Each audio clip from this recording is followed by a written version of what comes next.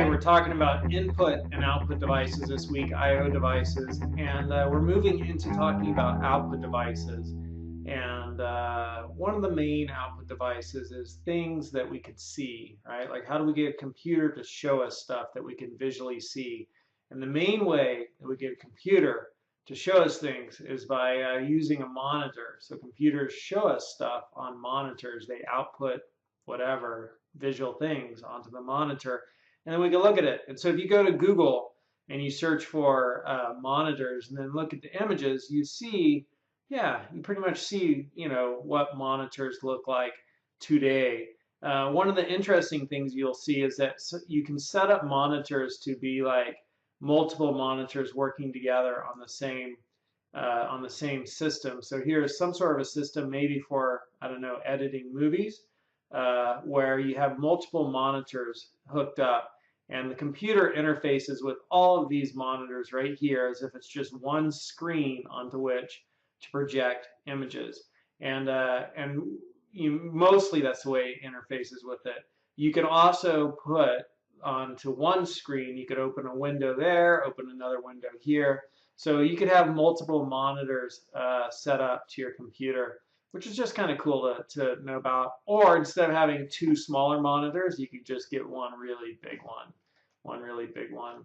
So these are what monitors look like today, and I just want to introduce you to a few of the different types of monitors that are out there and tell you a little bit about the technology behind them. So first of all, when we talk about monitors, we also start talking about televisions a little bit, because monitors and TVs are sharing a lot of the same technology today, and that's also been true in the past.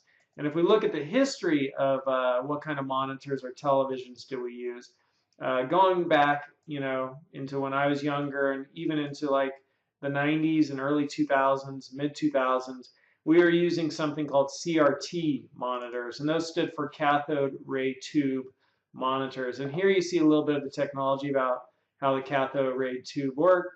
But basically, is those big TVs, right, where you just had a big back, and you could even search for a CRT monitor, and you could see like these old monitors where the cathode ray tube fit into the back. So these are known as CRT monitors, and what CRT stands for is cathode ray tube, cathode ray tube. So CRT monitors is how we refer to them, CRTs. So that's old school.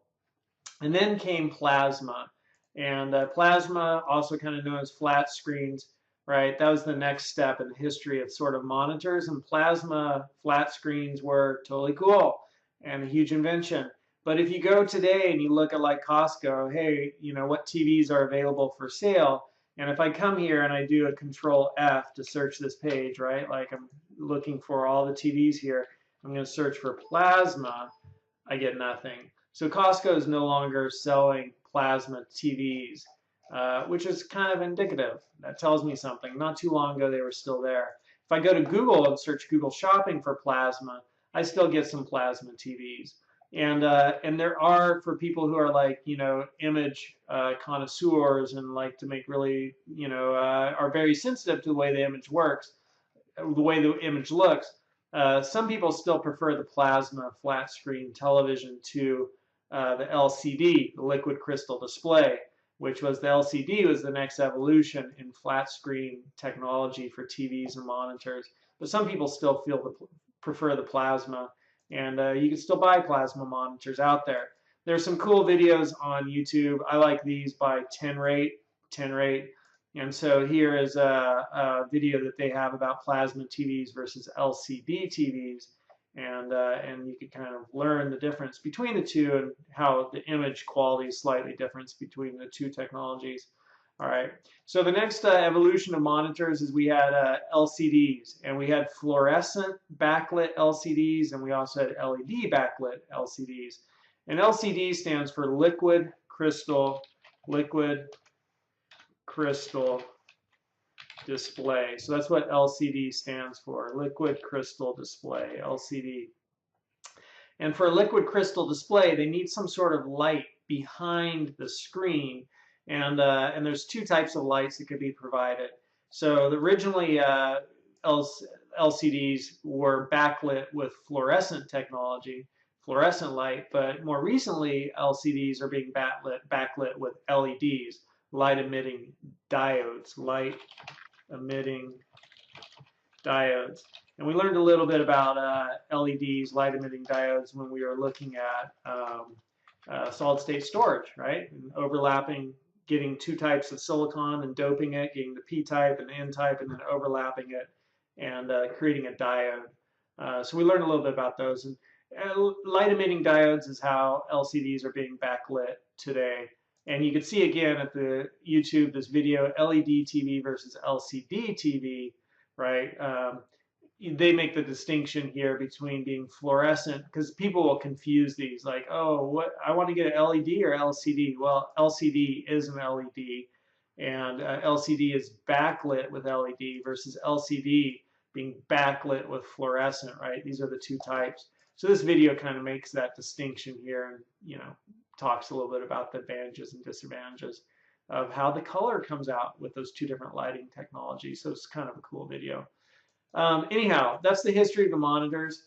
And LCD is liquid crystal display, and we could backlight a liquid crystal display with either LED or fluorescent backlighting. There we go, it's spelled correctly now. And these are the different types of monitors that you will find when you're shopping for TVs today, or computer monitors, right? You'll find LCDs, and the LCDs that are out there, some of them will be fluorescent backlighting, and most of them are going to be LED backlighting. And LED just has a lower power usage, and the technology's gotten to the place where the colors are really good now too. And so that's kind of like the different types of monitors that are on the market. And in the next video, we're going to learn about some of the terminology associated with monitors. And yeah, so it's going to be some cool stuff.